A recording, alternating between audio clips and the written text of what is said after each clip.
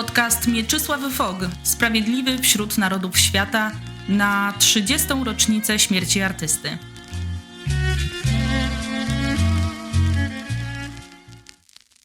Odcinek 2. Okupacja.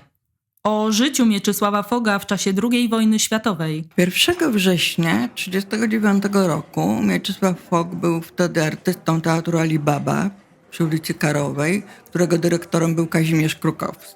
Mieli premierę tego dnia. Mówi dokumentalistka Anna Mieszkowska. Zanim ta premiera wieczorem się odbyła, już 1 września w południe dzwoni do niego Hanka Ordonówna i mówi: Mieciu, zorganizuj akordeon i idziemy na dworzec grać dla żołnierzy. Grali na dworcu gdańskim. Dla żołnierzy wyjeżdżających na front i dla żołnierzy już rannych, już pierwszych rannych. Występowali 1, 2, 3 września.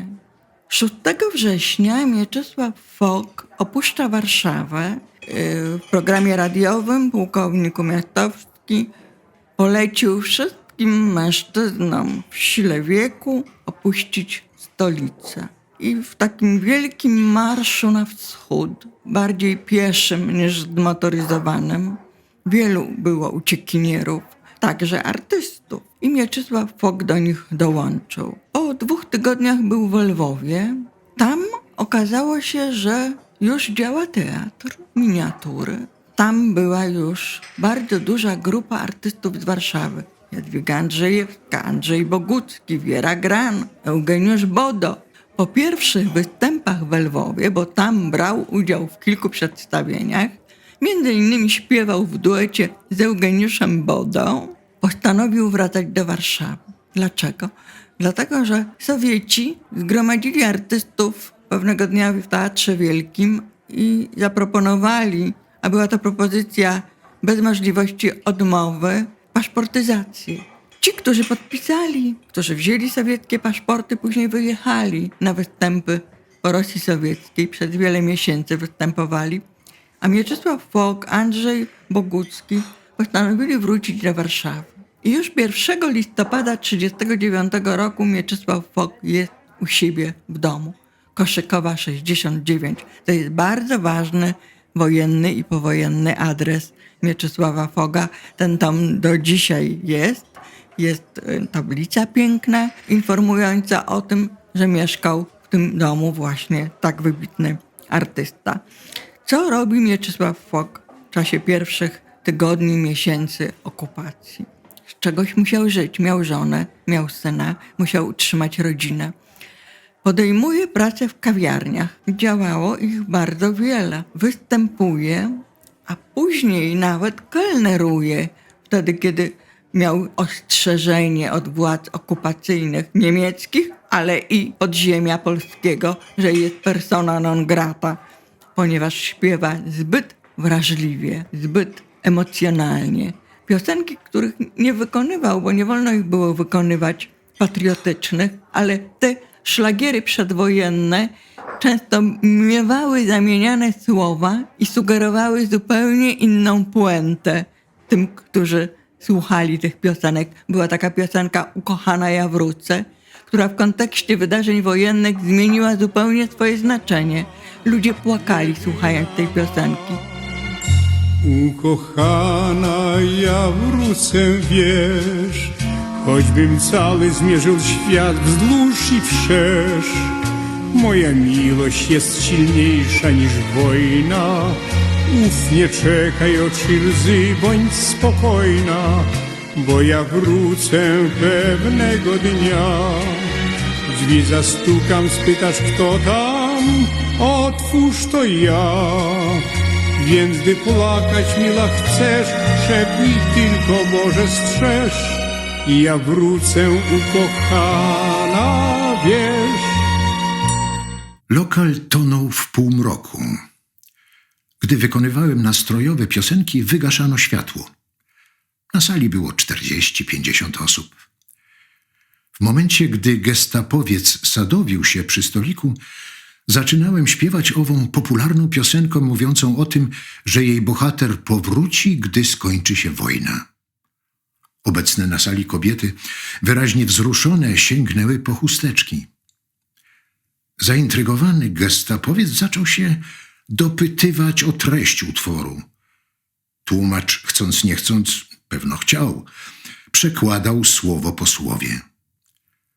Pod koniec piosenki hitlerowiec gwałtownie podniósł się z miejsca, wyciągnął rewolwer i wymierzył go w moją stronę. Ja tej całej sceny jako krótkowic nie widziałem. Śpiewałem z reguły zawsze bez okularów. W dodatku w lokalu panował półmrok. Słyszałem wprawdzie z głębi sali jakieś podniesione głosy i widziałem majaczące sylwetki wstających, ale wydawało mi się, że rozrabiają jacyś podchmieleni goście. Po odśpiewaniu piosenki zszedłem z małego podium i skierowałem się do kuchni, pełniącej równocześnie rolę kulis. Po chwili wpadł tam blady gestapowiec w mundurze oficerskim z pianą na ustach i zaczął mi wygrażać pod nosem rewolwerem. Młoda kobieta usiłowała go uspokoić, prosząc łamaną niemczyzną, żeby schował broń. Gestapowiec schował w końcu rewolwer, ale nie przestawał mi wymyślać od polskich świń i polskich bandytów. Skończyło się na razie na tym, że Niemiec kazał mi się zgłosić nazajutrz w Alei Szucha. Idąc do gestapo, byłem pełen najgorszych obaw. W czasie pierwszej wizyty na Szucha gestapowiec z Cafe Bodo huknął na mnie od progu. Podburzasz Polaków. Polski już nigdy nie będzie i nigdy nie wrócą żadni Polacy. Nie rozumiesz tego? Przecież jesteś inteligentem. Skwapliwie chwyciłem się tego słowa i odparłem z głupia frant, opanowując zdenerwowanie. Jestem artystą, śpiewam dla sztuki. Szwab spojrzał na mnie niezdecydowanie, nie mając pewności, czy robię z niego durnia, czy też jestem absolutnym kretynem nierozumiejącym jego pretensji. Byłem wzywany do gestapo jeszcze kilkakrotnie. Wreszcie mój prześladowca zostawił mnie w spokoju.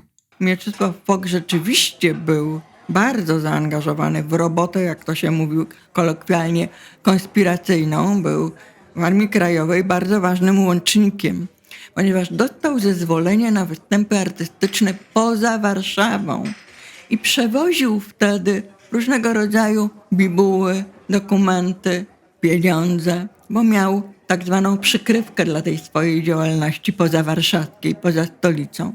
Co się dzieje w jego życiu ważnego? Wielu przyjaciół Mieczysława Foga, którzy byli pochodzenia żydowskiego, znaleźli się w warszawskim getcie. A w getcie występowali w teatrach. Jednym z takich ważnych teatrów był Teatr Femina, którym kierował artystycznie Jerzy Jurandot, a gwiazdą tego teatru była Stefania Grodzieńska. I ona mi opowiedziała taką historię. W tym teatrze organizowano benefisy poszczególnym artystom, tancerkom, piosenkarkom, aktorkom i aktorom. Między innymi jej. Benefis to jest coś takiego, że tego dnia kasa z biletów jest wręczana temu jednemu wykonawcy. Była to dla aktorów w getcie duża pomoc, dlatego że oni mieli bardzo małe dochody ze swoich artystycznych występów. Bilety nie mogły być drogie, a publiczność się wykruszała. Z powodu chorób, śmierci tej publiczności nie było tak dużo. Ale na benefisy w getcie do Teatru Femina zapraszano gości specjalnych ze strony aryjskiej. Zaufanych, zaprzyjaźnionych artystów. Jednym z artystów z aryjskiej strony, który miał odwagę być nie raz, nie dwa, a wiele razy na benefisach swoich przyjaciół w Teatrze Femina, był Mieczysław Fok. On sam nigdy o tym nie mówił w żadnym wywiadzie. Mówimy o Mieczysławie Fogu jako o sprawiedliwym. Chcę powiedzieć takie zdanie, które znalazłam w jednym z wywiadów Mieczysława Foga. Zapytany przez dziennikarza, dlaczego pomagał w ratowaniu Żydów, za to groziła śmierć, powiedział: każde nieszczęście wymaga wsparcia. tak zwyczajnie, po ludzku. Po prostu. Mnie to jego zdanie, każde nieszczęście wymaga wsparcia, przypomniało wypowiedź Ireny Sandlerowej, która zapytana, dlaczego ratowała dzieci żydowskie z warszawskiego getta, odpowiedziała: każdemu, kto tonie, należy podać rękę. To jest ta wspólnota wrażliwości, wspólnota odczuwania nieszczęścia innych. Mieczysław Fok z racji swojego artystycznego wykształcenia, artystycznego zawodu, który uprawiał, był człowiekiem niezwykle wrażliwym i odważnym, bo mówimy o sprawiedliwych jako o tych, którzy pomagali, ratowali, ale zapominamy, czy byli to ludzie, którzy nie znali strachu. Do Mieczysława Foga, do mieszkania przy Koszykowej 69, dozorca wiedział o tym, że przychodzą Żydzi, że przychodzą żydowskie dzieci, bo Mieczysław Fok miał na swoim utrzymaniu nie tylko żonę i syna, ale wspierał Stanisława Kopfa, swojego profesora śpiewu sprzed wojny, który ukrywając się po stronie aryjskiej 3-4 razy w tygodniu przychodził do niego na obiady. Mieli kontakt ze sobą aż do powstania warszawskiego. Uratował wtedy też Iwo Wezbiego, jego żonę i córkę. Któregoś wieczoru, był to rok 1943, gdy wróciłem po występie w jednej z warszawskich kawiarni do domu, zastałem żonę mojego przyjaciela, dyrygenta Qui pro quo Iwo Wezbiego z dzieckiem. Pani Wezbi, tancerka Qui pro quo i 8-letnia córeczka uciekły z getta w okresie jego likwidacji. Były bezdomne i nie wiedziały, co dalej robić. Sam Wezbi podczas ucieczki gdzieś się zgubił. Uspokajałem jak mogłem żonę przyjaciela. Oczywiście zaproponowałem jej, żeby razem z córeczką skorzystała z mojej gościny. Nazajutrz rano zjawił się Iwek. Wyściskaliśmy się serdecznie. Ukrywałem całą trójkę przez pewien czas, po czym znalazłem im mieszkanie na Bednarskiej. Pomogłem Iwkowi w wyrobieniu fałszywego dokumentu osobistego, oczywiście także jego żonie i córce, na nazwisko Stefan Kowalski. Pod tym nazwiskiem zgłosił się na roboty do Wiednia, gdzie udało mu się zahaczyć w komunikacji miejskiej. Kapelmistrz Qui pro quo, który kończył konserwatorium w Wiedniu. Znał zresztą świetnie niemiecki. Z rodziną Wezbich zobaczyłem się po wojnie w Wiedniu. Cóż to było za miłe spotkanie. Dokąd dotarły w 1945 roku szczęśliwie żona z córką, ukrywające się do ostatnich dni wojny u pewnej rodziny na Okęciu. Tutaj poznajemy historię tej osoby, która kiedyś udzieliła wsparcia takiego duchowego Mieczysławowi Fogowi. Właśnie, to był Iwo Wezbi. I Mieczysław Fok miał możliwość zrewanżować się czymś znacznie większym. Tamten dał mu wsparcie słowem, ten daje wsparcie gestem, organizuje dokumenty fałszywe, na podstawie których Iwo Wezbi wyjeżdża do Wiednia, zgłasza się na roboty, organizuje miejsce bezpieczne dla jego żony i córki, które opuszczają Warszawę w 1945 roku i wyjeżdżają do Wiednia, gdzie spotykają się z mężem i ojcem. Pewnego dnia świeżo upieczony motorniczy przeżył chwilę, która była poważną próbą dla jego przytomności umysłu. Oto gdy tkwił jak zwykle przy tramwajowej korbie, poczuł na sobie czyjeś uporczywe spojrzenie. Po chwili mężczyzna spoglądający z ukosa podszedł i zagadnął po polsku. Wezbi udał, że nie rozumie. Wyjaśnił pasażerowi po niemiecku, że nie zna języka, w którym ten do niego przemawia. Gdy mężczyzna, dobrze przecież Wezbiemu znany, wysiadł, motorniczy odetchnął z ulgą. Groziło mu wielkie niebezpieczeństwo. Pasażerem był warszawski aktor Samborski, Ten sam, który skompromitował się udziałem w głośnym, polakożerczym hitlerowskim filmie Heimkehr. I obawiając się widać zamachu na swoje życie, umknął do Wiednia. Po wojnie władze bezskutecznie zabiegały o jego ekstradycję. Te osoby nie były jedynymi, którym Mieczysław Fok pomógł. Lista osób jest około 10. Stanisław Kop był bardzo znanym śpiewakiem. Nie znajdziemy jego nazwiska w żadnej encyklopedii. Nie wiemy dokładnie, kiedy zginął, w jakich okolicznościach.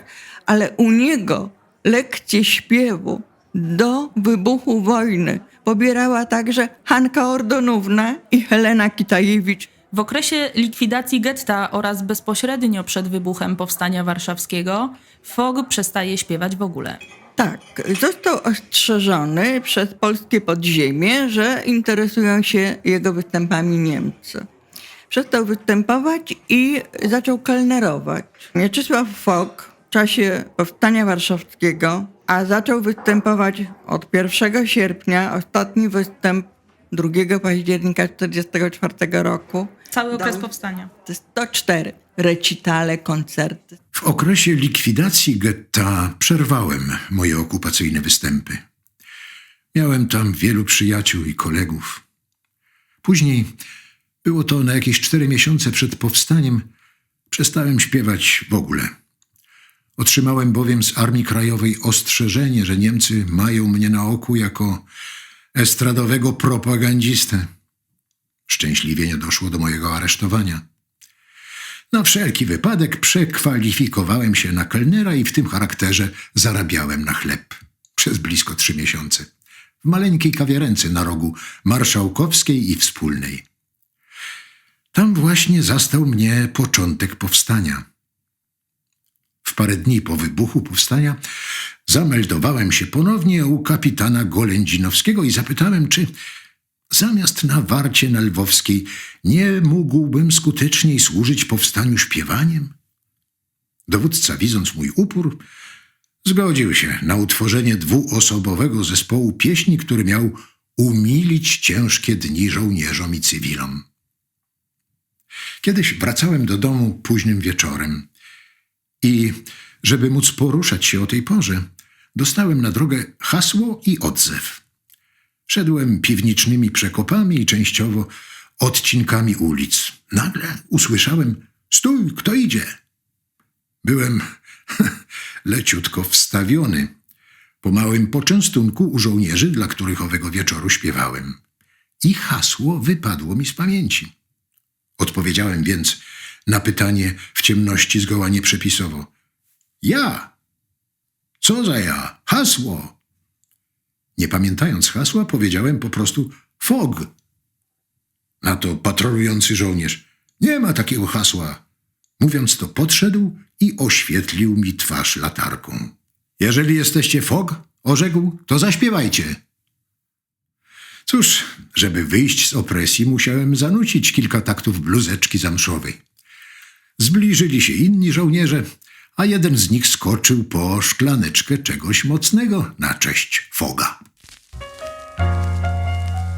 Historię Mieczysława Foga oraz innych przedstawicieli świata kultury uhonorowanych tytułem Sprawiedliwy wśród narodów świata, jak na przykład Czesława Miłosza czy Jarosława Iwaszkiewicza, znajdziecie na portalu Polscy Sprawiedliwi prowadzonym przez Muzeum Historii Żydów Polskich Polin.